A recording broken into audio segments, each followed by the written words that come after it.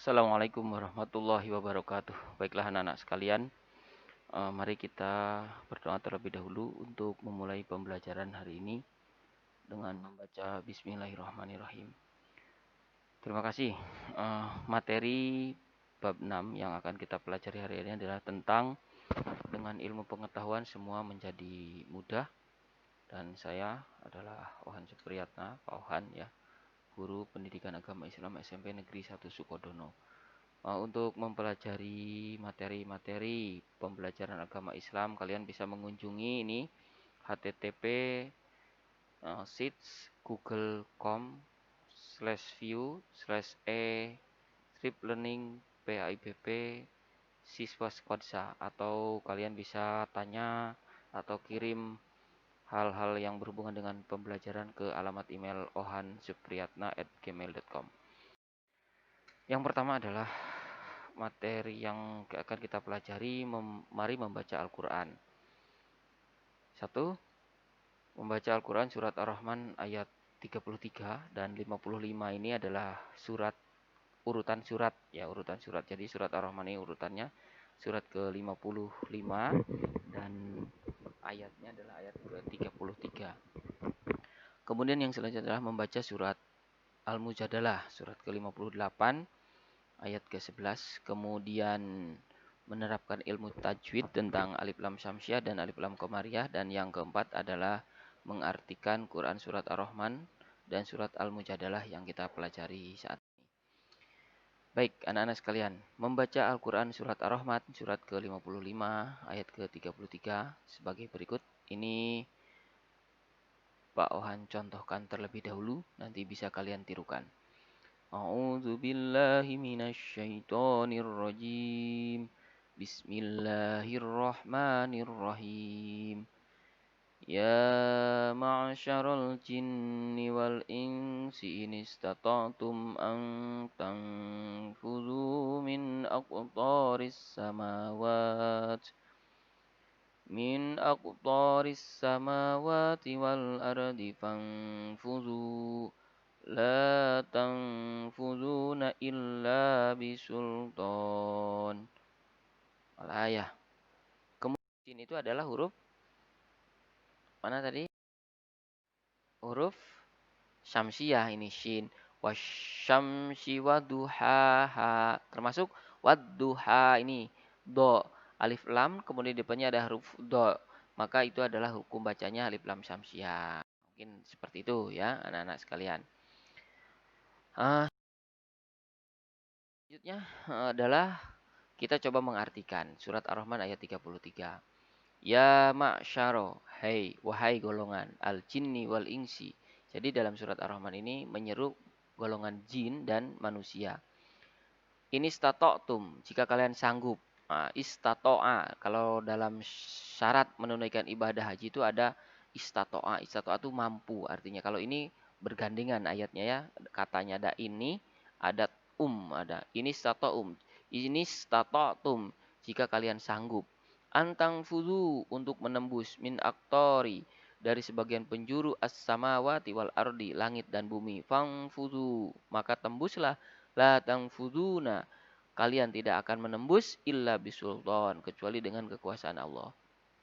Jadi ini apa yang ingin disampaikan dari ayat ini atau isi kandungan dari ayat ini nanti kita pelajari pada tayangan berikutnya. Sekarang kita lihat dulu surat Al-Mujadalah ayat 11. Ya ayyuhalladzina, wahai orang-orang yang, ini alladzina, orang-orang yang amanu, mereka beriman. Idza qila lakum, apabila dikatakan kepada kalian, tafassahu, berlapang-lapanglah kalian, fil majalis, di dalam majelis. Fafsahu, maka berlapang-lapanglah. Suzu, ini ya, siapa baca, atau ya yang benar, suzu, berdirilah kalian. Fang suzu, maka berdirilah. Yarfa'illahu, Allah subhanahu wa ta'ala akan mengangkat. Yarfa'illahu itu karena ini mudhore bentuknya yang akan datang dan sedang berlangsung, maka di sini bisa kita tambahkan huruf kosakata akan. Allah Subhanahu wa taala akan mengangkat ya. Minkum, di antara kalian, utul ilma, orang yang berilmu, darajat, beberapa derajat. Bima ta'maluna, dengan apa yang kamu kerjakan, Khabirun, Allah Subhanahu wa taala yang maha teliti. Ya, maha teliti ini sifat ya. Oke, coba sekarang kita cermati makna kandungan dari Quran surat Ar-Rahman ayat 33. Yang pertama adalah kandungan dari surat Ar-Rahman yang tadi kita baca, baik secara keseluruhan ayatnya maupun secara terjemah kosakata, maka kandungan yang pertama adalah sesuai dengan hadis Nabi Muhammad SAW dari Anas bin Malik menceritakan dari Rasulullah SAW. Talabul ilmi faridatun ala kulli muslimin. Hadis riwayat Ibnu Majah. Jadi menuntut ilmu itu adalah wajib, kewajiban setiap orang Islam. Yang pertama itu kandungan dari surat Al-Rahman ayat 33. Wajib kita harus menuntut ilmu. Tadi ada kata yang diartikan kita tidak akan dapat menembus langit kecuali dengan kekuasaan. Nah, kekuasaan yang dimaksud kekuasaan Allah adalah kekuasaannya Allah bagaimana menggerakkan hati dan pikiran manusia untuk berkarya begitu. Sehingga lahirlah orang yang mampu mendaratkan kakinya di bulan. Ada orang yang mampu membuat sesuatu yang sangat canggih begitu sehingga alat itu bisa mendekati planet Mars dan mendeteksi ada apa di planet Mars. Ternyata di planet Mars itu ada sebuah gunung yang tingginya 3 kali lebih tinggi daripada gunung Everest begitu ya. Belum lagi besarnya, apalagi kalau pas meletus begitu, letusannya sangat dahsyat sekali gitu ya. Nah, itu. Ya, itu dari mana kita tahu? Ya, dengan belajar begitu ya. Siapapun dia karena kita masih di dunia maka Allah memberikan kemampuan untuk itu. Termasuk kita dapat mengetahui apa yang ada di dalam perut bumi, apa yang ada di dasar laut begitu. Di dasar laut itu ternyata ada air yang satu asin, pahit, ya, seperti racun begitu. Kemudian yang satu lagi tawar. Itu yang tahu siapa? Ya Allah, tetapi manusia dapat mengetahuinya dengan cara menelusurinya, melakukan eksperimen. Nah, maka menuntut ilmu itu wajib karena tidak mungkin kita tiba-tiba tahu, kita tiba-tiba bisa begitu ya. Yang kedua kandungannya adalah man arada dunya fa'alahi bil ilmi wa man aradal akhirah fa'alahi bil ilmi. Ini ada lanjutannya wa man aradahuma fa'alahi bil ilmi. Barang siapa yang menghendaki dunia maka dengan ilmu. Barang siapa menghendaki akhirat dengan ilmu. Nah, barang siapa yang menghendaki dunia dan akhirat maka dengan ilmu. Begitu. Kemudian yang ketiga adalah akhi lan tanalul ilma illa bisitatin. Sa'umbika an tafsiliha bibayanin zakaun wa hirsun wa ijtihadun wa bulwatun wa suhbatun ustadin wa tulu zamanin. Wahai saudaraku, tidak akan mendapatkan ilmu kecuali setelah memenuhi 6 syarat, yaitu cerdas. Kita sebagai manusia diberikan kecerdasan yang sama. Nah, tinggal bagaimana kita mempunyai keinginan untuk mengolahnya, mengasahnya atau tidak. Kalau kita tidak mengasahnya, ya kita tidak akan cerdas, tidak akan tahu apa-apa, tidak dapat menganalisa apa-apa begitu ya. Ya itu aja sudah kemauan yang kuat. Nah, ini kecerdasan yang kita miliki maka diasah dengan kemauan yang kuat. Nah, dari kemauan yang kuat itu akan tercapai apa yang kita inginkan dengan proses yang penuh dengan kesungguhan. Nah, ini wajtihadun itu sungguh-sungguh. Kemudian yang selanjutnya perbekalan yang cukup. Nah, taruhlah kalian sekarang sekolah. Sekolah itu juga walaupun misalnya tidak bayar, kalian tetap membawa bekal dari rumahnya ya disangoni sama orang tuanya ini ya. Jadi artinya masih perlu biaya begitu ya. Kemudian dekat dengan guru. Nah, ini artinya dekat dengan guru itu bukan berarti kita ngelama kepada gurunya, tidak sopan, bukan. Tetap dekat dengan guru dengan batas-batas kesopanan, menghormati guru. Jangan jangan pernah kita berpikiran, wah Pak guru ini atau Bu guru ini lebih pandaian saya, lebih pandaian ibu saya, lebih pandaian bapak saya. Akhirnya kamu tidak respect, tidak menghormati, tidak boleh ya, karena eh, supaya ilmu kita bermanfaat begitu ya. Kemudian waktunya lama. Kalian waktu SD 6 tahun, lama kan? Sekarang SMP ya 3 tahun, nanti SMA 3 tahun, bahkan ada di jenjang SLTA itu ada yang sampai 4 tahun begitu kalau di pondok-pondok tertentu gitu ya. Kemudian perguruan tinggi ada yang 4 tahun, bahkan ada yang 3 tahun setengah kalau mempunyai kemampuan lebih begitu, 3 tahun setengah dapat selesai 4 tahun. Kemudian ada juga yang 6 tahun yang sekalian mengambil profesinya, ada butuh waktu yang lama, nggak ada belajar itu langsung bisa, itu tidak ada begitu ya. Nabi Muhammad pun ketika menerima Al-Quran waktunya tidak sekonyong-konyong langsung begitu, tidak, tapi 22 tahun 22 hari dan seterusnya begitu ya. Jadi ada proses begitu untuk tahu itu ya. Jadi jangan berpikir kalau belajar itu kamu seperti masak mie misalnya atau membuat apa ya, sesuatu yang instan. Jangan berpikir seperti demikian. Kemudian yang selanjutnya adalah makna kandungan yang terdapat dalam surat Al-Mujadalah. Yang pertama, orang yang beriman dan berilmu itu diangkat derajatnya oleh Allah Subhanahu wa taala. Contoh siapa ini? Contohnya seperti ini tokoh ilmuwan, ini ilmuwan Al-Ghazali ini banyak karya-karyanya ya. Ini diangkat derajatnya oleh Allah. Yang kedua, mendapatkan penghormatan dari orang lain. Nah, ini contohnya pohon gambarkan ini ya. Kemudian mendapat kepercayaan untuk melonggar sesuatu yang penting. Nah, ini Bu Sri Mulyani, Menteri Keuangan ini, beliau mendapatkan kepercayaan, makanya diminta memegang uang negara yang sangat banyak sekali ya, berpuluh-puluh triliun begitu ya. Bagaimana mengelolanya, mengeluarkannya, dipercaya. Kalau misalnya kalian dipercaya kemudian kalian tidak amanah, ya pasti akan mendapatkan sanksi begitu ya di dunia maupun di akhirat begitu ya. Ini contoh ya. Kemudian orang berilmu lebih mulia dari orang yang beriman, yang tidak berilmu. Artinya apa? Artinya kita harus seimbang. Kita punya ilmu, artinya otak atau pikiran kita diisi ya. Dan kita beriman, artinya hati. Nah, orang yang berilmu lebih mulia daripada orang yang beriman itu artinya apa? Orang yang antara iman dan ilmunya itu seimbang gitu ya. Hatinya diisi, pikirannya juga diisi. Jadi tidak pincang begitu. Kalau kamu punya ilmu saja, maka kamu insya Allah menjadi perusak begitu ya. Destroyer begitu ya. Kalau kamu beriman saja, maka insya Allah kalau iman saja tanpa ilmu itu tidak akan sampai begitu, bisa jadi batil. Contoh, kamu sholat, tidak tahu ilmunya sholat. Kalau sholat, sebelum sholat itu harus ada syarat yang dipenuhi. Taruhlah harus suci dari hadas kecil misalnya atau hadas besar. Kamu tidak tahu itu. Kemudian kamu sholat, diterima apa tidak sholat? Tidak akan pernah diterima ya. Nah, caranya itu bagaimana? Ya belajar, mengetahui syaratnya sholat, mengetahui rukunnya sholat, begitu. Kamu misalnya punya Al-Quran banyak, tetapi kamu tidak mampu membaca Al-Qurannya. Nah, makanya harus belajar membaca Al-Quran, walaupun misalnya dengan terjemahnya. Kamu misalnya, apa ya, hmm, ya banyaklah contoh-contoh dalam kehidupan ini ya. Intinya pikiran kita diisi dengan ilmu, hati kita diisi dengan iman. Ya, seimbang. Oke, anak-anak sekalian. Perilaku orang yang cinta terhadap ilmu pengetahuan, perilakunya bagaimana? Satu, perilaku senang membaca buku pengetahuan. Sebagaimana Nabi Muhammad SAW ketika mendapatkan wahyu pertama, Iqra. Perintahnya itu apa? Perintahnya itu apa? Membaca. Jadi bukan yang lain tapi membaca. Makanya ada istilah eh, membaca adalah jendela ilmu pengetahuan ya. Jadi sekalipun orang laduni, taruhlah misalnya seperti siapa ya? Ada Malik misalnya atau Kiai Haji Agus Salim begitu. Beliau tidak sekolah.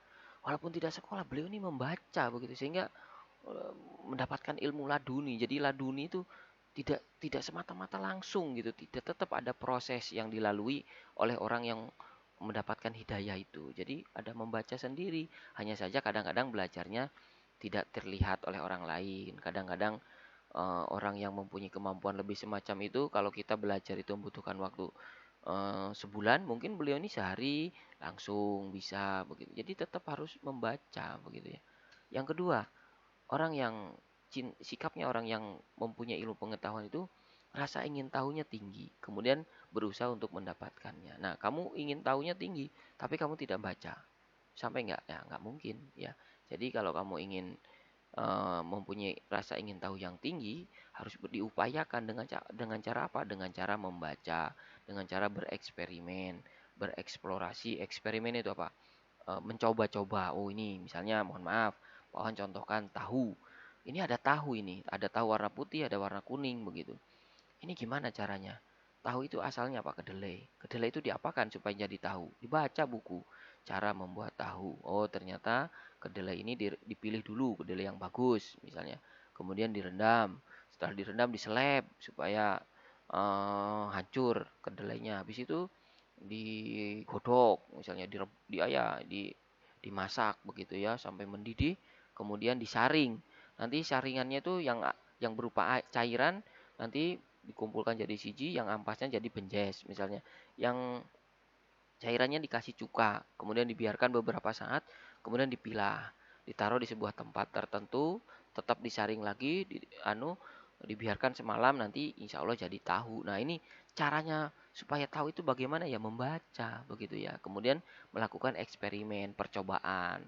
Setelah percobaan, oh ini tahu ini bagaimana supaya menjadi rasa tahu tapi rasa daging. Nah, itu namanya mengeksplorasi. Kamu menggali lebih dalam lagi bagaimana caranya supaya berasa-rasa begitu ya. Nah, ini Pak Wahan contohkan. Itu caranya orang yang berilmu itu begitu. Jadi tidak menunggu. Kamu diem saja nggak bisa ya. Kemudian rendah hati. Nah, ketika kamu sudah mampu banyak hal, kamu misalnya bisa mengolah air kelapa menjadi nata de coco misalnya.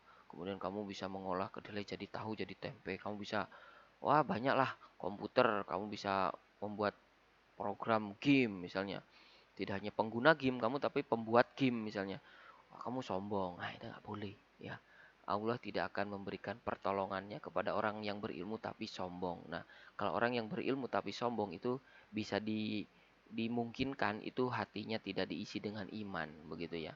Jadi tetap walaupun berilmu harus rendah hati, karena dengan ilmu yang maksimal, dengan rendah hati, insya Allah kita akan meraih kesuksesan di dunia maupun di akhirat. Begitu. Ini gambarnya orang selalu berdoa bersandar kepada Allah bahwa yakin apa yang diperolehnya, apa yang dimilikinya, apa yang menjadi kemampuannya adalah anugerah dari Allah Subhanahu wa taala. Yang keempat adalah sopan. Ini tadi menghargai, menghormati bapak ibu guru, orang tuanya di rumah. Jangan sampai kamu sudah belajar ilmu yang banyak, ilmu yang tinggi, terus orang tuanya disia-sia, tidak dihormati. Adik kakaknya tidak diperhatikan misalnya. Nah, ini kamu harus menjadi orang yang lebih sopan, lebih lebih mampu menghargai, menghormati orang lain ketika kita mempunyai ilmu yang banyak, begitu ya. Kemudian yang kelima adalah seimbang, tadi sudah dijelaskan. Orang yang beriman dan berilmu itu akan diangkat derajatnya oleh Allah, begitu ya. Tapi kalau kita hanya berilmu saja, ya kita akan menjadi perusak.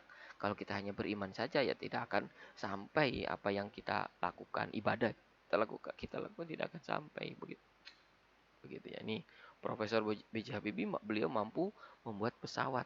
Tetapi ketika di akhir-akhir kehidupannya beliau menyatakan bahwa seandainya saya tahu dari dulu bahwa ilmu agama itu lebih penting daripada kemampuan saya membuat pesawat, maka saya akan mempelajarinya waktu itu.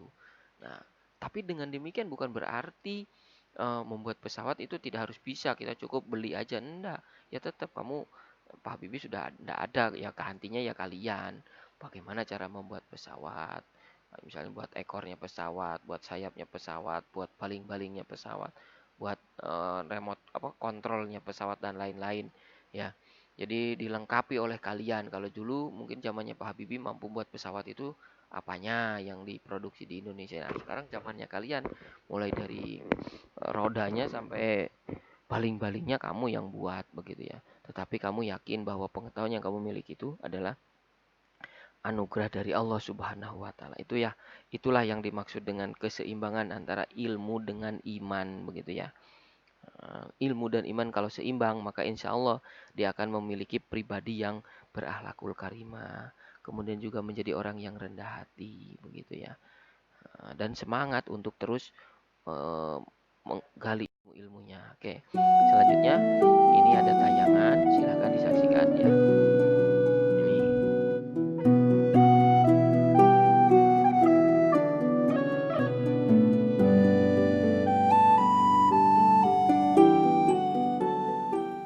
Assalamualaikum warahmatullahi wabarakatuh. Para pemirsa, Waalaikumsalam. di dalam Islam, ilmu kedudukannya sangat penting sekali. Karena itu Rasulullah SAW membawa Islam, menganjurkan, bahkan mewajibkan setiap orang Islam, baik laki-laki maupun perempuan, untuk menuntut ilmu, untuk belajar. Thalabul ilmi faridatun ala kulli muslimin wa muslimatin. Menuntut ilmu itu fardu bagi muslim laki-laki maupun perempuan. Imam Syafi'i radhiyallahu anhu juga mengatakan kurang lebih man arada dunya fa'alaihi bil ilm wa man arada al akhirah fa'alaihi bil ilm wa man arada dunya wal akhirah fa'alaihi bil ilmi. Orang yang menghendaki dunia pasti memerlukan ilmu, menghendaki akhirat juga perlu ilmu, menghendaki dunia akhirat juga perlu ilmu. Dan kedudukannya orang yang berilmu sangat tinggi sekali dalam Islam.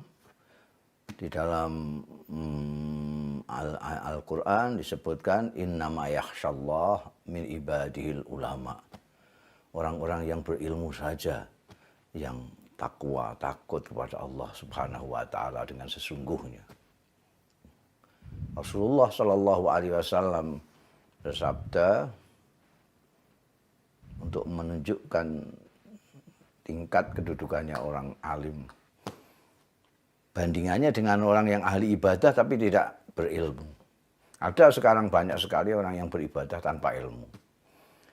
Fadlul alim alal abid kafadli ala adnakum. Keutamaan orang yang berilmu daripada orang yang beribadah tanpa ilmu seperti keutamaanku dibandingkan dengan orang yang paling rendah di antara kalian. Assalamualaikum warahmatullahi wabarakatuh.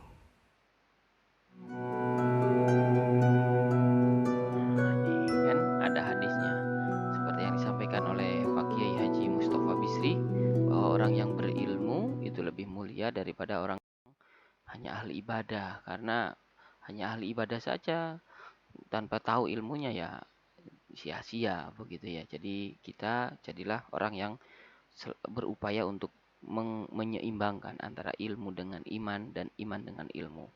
Mungkin itu anak-anak sekalian yang dapat Pak Wan sampaikan. Terima kasih. Kita akhiri dengan doa kafaratul majelis. Namun sebelumnya ini ada tugas yang harus kalian selesaikan. Satu, buat catatan tentang materi yang telah disampaikan. Yaitu tadi materi tadi kalian buat catatannya. Kemudian yang kedua, cari hukum bacaan alif lam syamsiah dan alif lam komariah masing-masing 10 contoh ya. Boleh dari Al-Qur'an surat Al-Baqarah sampai surat An-Nas gitu.